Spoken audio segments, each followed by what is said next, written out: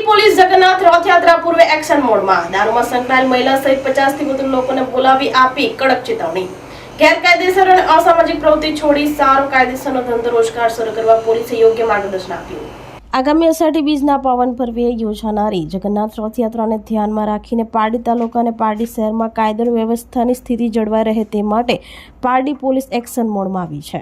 રથયાત્રા દરમિયાન કોઈ અનિચ્છનીય બનાવ ન બને અને શાંતિપૂર્ણ માહોલમાં ઉત્સવ ઉજવાય તેવા આશયથી પારડી પોલીસ સ્ટેશનના પીઆઈ વાય.બી. ગોહિલના માર્ગદર્શન હેઠળ એક વિશેષ ડ્રાઈવ યોજવામાં આવી હતી। પોલીસ દ્વારા પારડી શહેર અને તાલુકા વિસ્તારમાં દારૂ સાથે સંકળાયેલ 50 થી વધુ મહિલા તેમજ પુરુષ બુટલેગરોને પોલીસ સ્ટેશન ખાતે બોલાવવામાં આવ્યા હતા, જ્યાં તમામની કડક પૂછપરછ અને ચેકિંગ હાથ ધરવામાં આવ્યું હતું। પીઆઈ વાય.બી. ગોહિલ દ્વારા તમામ બુટલેગરોને ગેરકાયદેસર પ્રવૃત્તિઓ તાત્કાલિક ધોરણે બંધ કરવા માટે કડક શબ્દોમાં ચેતવણી આપવામાં આવી હતી, તેમજ કાયદાના ભંગ બદલ તેમની સામે અટકાયતી પગલાં લેવામાં આવ્યા હતા। પ્રોહિબિશન પ્રવૃત્તિઓ સાથે સંકળાયેલા ગેરકાયદેસર અને અસામાજિક પ્રવૃત્તિ છોડીને સમાજમાં સન્માનભેર જીવવા માટે અન્ય કોઈ સારો કે કાયદેસરનો ધંધો રોજગાર શરૂ કરવા માટે યોગ્ય માર્ગદર્શન અને પ્રોત્સાહન પણ પૂરું પાડવામાં આવ્યું હતું। જગન્નાથ રથયાત્રા પૂર્વે પારડી પોલીસની આ સપાટાભેર કામગીરીથી અસામાજિક તત્વોમાં ફફડાટ વ્યાપી ગયો હતો।